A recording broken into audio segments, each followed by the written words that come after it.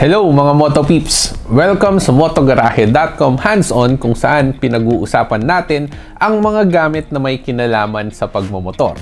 At ngayon, pag-uusapan natin ang mga essential riding gears katulad ng gloves, jacket, pants at shoes. Syempre, meron pa rin tayong pag-giveaway mga motopips. Kaya kung gusto mong manalo ng isang TVS Dazz T-shirt made by Imprint Customs, tara! Manood na!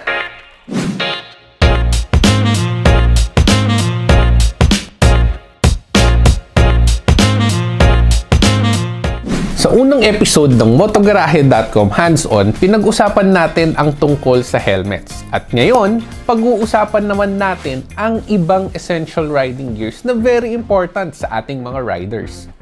Simulan natin sa gloves, mga motopeeps.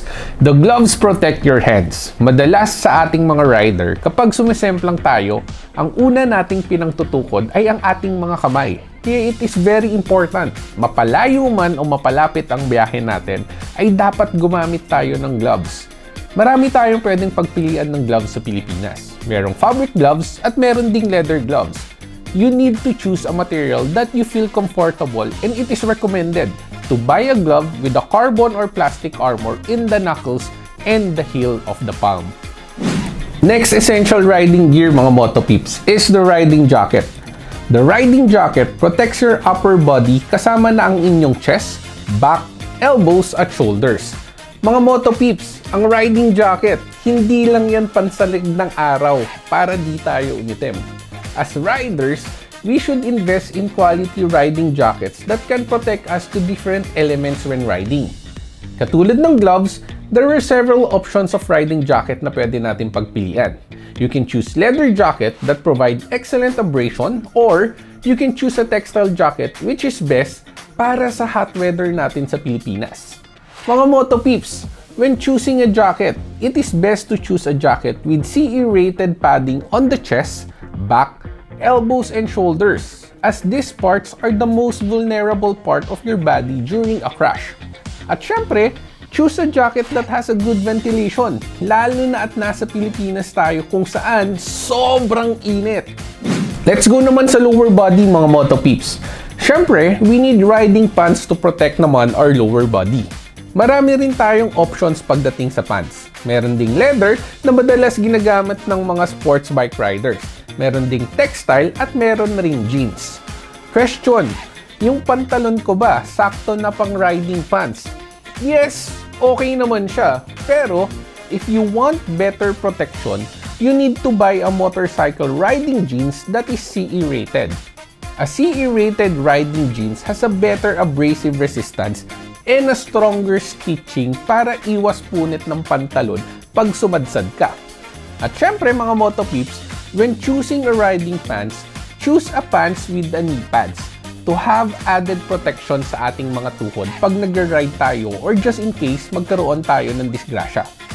Last one sa ating essential riding gears is the riding shoes. Pero, bago tayo pumunta sa ating last essential riding gear, kung gusto mo manalo ng isa sa 3 TVS Dazz T-shirt made by Imprint Customs na ipamimigay namin, mag-comment ka lang below kung taga-saan ka. Again, you just need to comment sa ating comment box kung taga-saan ka at manood ng live sa November 15 sa motogarahe.com live sa Facebook from 8 o'clock to 9 o'clock PM para malaman kung sino ang maswerteng 3 viewers natin ang mag-uuwi ng isang TVS Dazz T-shirt made by Imprint Customs.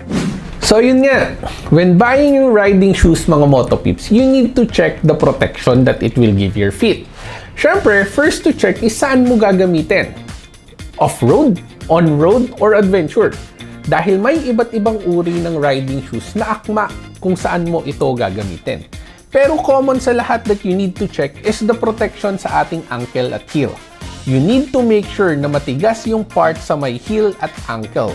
You need also to check the protection that it offer our toe. Dapat matigas para may tamang protection ng ating mga daliri. And lastly, yung sole, dapat medyo solid para mas madali kang mag-settle sa motor at syempre, dapat yung rubber sole ay hindi madulas para safe ka tuwing titigil ka. So So there it is mga motopips. Para sa added safety nating mga riders, it is very important for us to invest not only with our helmets, but also sa ibang essential riding gears. Kayo, motopips, baka may nakalimutan kaming essential riding gears. Comment mo naman sa comment section below kung ano pa ang dapat maisama natin sa mga essential riding gears para mas maging safe ang ating mga ride. Maraming salamat Moto World Philippines at syempre, maraming salamat Imprint Customs. Maraming salamat din sa inyo mga motopips. Please, don't forget to like us on Facebook, Motogarahe.com, and subscribe sa YouTube, Motogarahe Official. At syempre, pakihit na rin ang ating notification bell para lagi kang updated sa mga bagong video ni motogarahe.com.